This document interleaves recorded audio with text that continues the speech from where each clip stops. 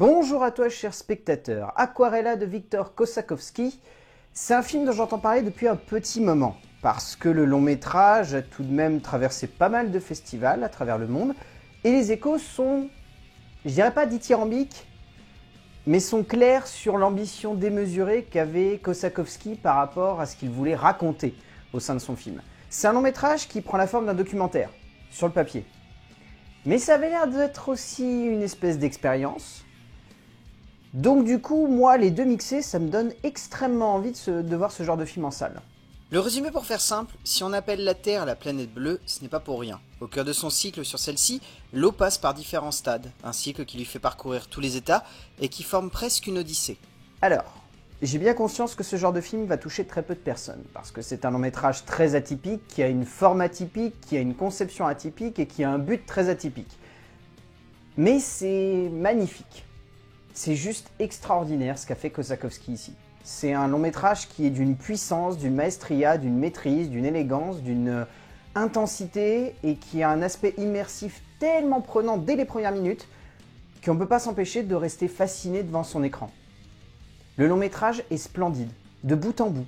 Il n'y a rien qui semble ne pas avoir été calculé au millimètre près pour faire en sorte que l'expérience soit complète. On a vraiment cette impression que le cinéaste russe a tout planifié pour faire en sorte que tout soit logique, cohérent, hyper intense. Enfin, c'est un film qui doit se vivre comme une expérience. C'est pas uniquement un long métrage qui va chercher à traiter de manière extra-scientifique et hyper ludique le cycle de l'eau, de son statut glacé jusqu'à son statut liquide.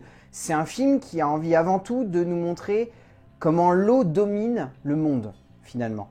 Et surtout comment l'eau est finalement un élément dont on n'a pas idée. Parce que pour nous, l'eau, c'est juste ce qui a permis la vie sur la planète Terre, ou ce qui nous permet de vivre au jour le jour parce qu'on boit de l'eau, et on a besoin d'eau pour survivre, notre corps étant composé en grande majorité d'eau également, comme la Terre.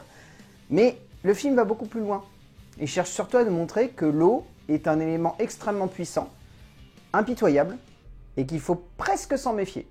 Mais que pour autant, c'est l'origine de la vie. Baser un documentaire entièrement sur un seul sujet est une chose difficile, que tous les cinéastes ne parviennent pas forcément à faire, et pourtant, de nombreux auteurs choisissent de mettre cela en place comme un défi, une proposition de 7e art, une immersion profonde au cœur d'un sujet projet, et d'une seule thématique. Le réalisateur russe Victor Kosakowski décide de nous faire parcourir la Terre le temps d'un documentaire très expérimental qui choisit de construire une œuvre de cinéma autour uniquement d'un voyage sensoriel et graphique, cherchant à comprendre le cycle inéluctable de l'eau sur notre planète pour un film difficile d'accès dans sa forme comme dans son fond, mais passionnant pour tout fan d'expériences immersives. Alors cette critique va être très courte parce qu'on va parler uniquement du scénario et de la mise en scène parce qu'il n'y a rien à développer en termes de témoignages et il n'y a pas grand chose d'autre à raconter finalement autour de son métrage. Donc en termes de scénario et de mise en scène, Kosakowski, il est indéniable qu'il a voulu créer quelque chose qui soit unique en son genre. C'est un film où franchement, dès les premières minutes, quand tu es dans la salle de cinéma, tu as toute la salle qui te parle. C'est pas uniquement un film qui voudrait être une expérience visuelle. C'est une expérience sensorielle. Et quand je dis sensorielle, c'est-à-dire que le film fait appel à des ressentis personnels qui parfois sont de l'ordre uniquement d'un petit frisson, de quelques poils hérissés, d'une nuque qui commence à avoir un petit quelque chose qui nous parcourt et de se dire waouh, ça fait quelque chose finalement ce film. C'est pas uniquement genre on va regarder que de l'eau traverser l'écran à gauche et à droite, c'est plus intense que ça. J'aurais presque envie de définir ça comme un trip rock et scientifique sur l'eau. C'est défini comme étant une odyssée sur l'eau, mais vraiment la manière avec laquelle il a utilisé la musique, la manière avec laquelle il joue avec son image, avec le son, avec tout simplement ce qui se passe à l'écran, c'est-à-dire juste de l'eau, littéralement. Mais il arrive à en faire quelque chose de plus. Il arrive en passant des différents stades de l'eau, en allant à la surface ou sous l'eau, en montrant l'eau glacée ou l'eau liquide, à provoquer chez le spectateur quelque chose qui est vraiment de l'ordre du ressenti personnel. C'est une œuvre, honnêtement, je pense que deux personnes n'auront pas le même regard sur cette œuvre. C'est un film qui va vraiment dépendre du regard de chacun. Je dis pas que c'est un film qui est extrêmement réussi. C'est un film qui a une démarche particulière. C'est un film qui a un point de vue et qui cherche à le transmettre au spectateur de bout en bout de métrage. Mais derrière, il est indéniable que ça reste un film qui a une manière et une conception qui ne va pas toucher tout le monde.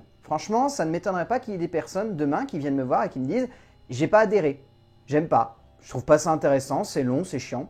Je pourrais comprendre, mais c'est une expérience. C'est un peu comme...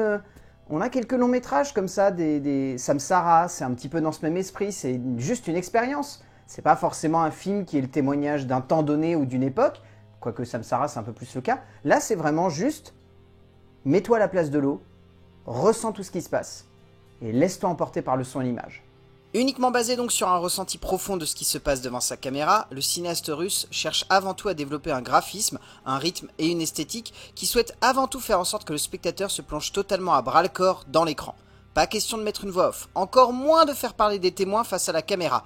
Pour Kossakovsky, l'idée qui doit primer, la seule et unique idée qui doit prendre place à l'écran, c'est celle selon laquelle le spectateur peut avant tout vivre une expérience de cinéma unique en son genre, et c'est ce qui se passe clairement et sans le moindre doute.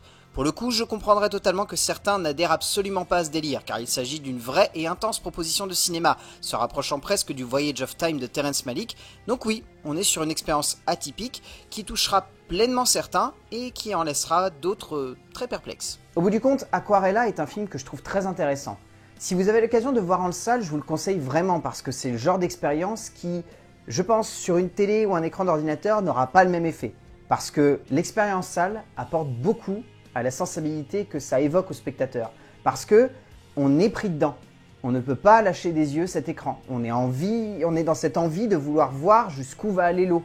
Ce qu'elle va être capable de faire, de tuer, peut-être juste de détruire, ou peut-être de créer la vie, ou des choses comme ça. C'est un film qui veut nous montrer l'eau, dans tout ce qu'elle a de plus humain, peut-être. Donc du coup, Aquarella de Viktor Kossakovsky, je vous le conseille très fortement si vous avez l'occasion de le voir. C'est vraiment une expérience de cinéma à part. Je ne dis pas que ça va tous vous convaincre, mais c'est une expérience à part. A plus!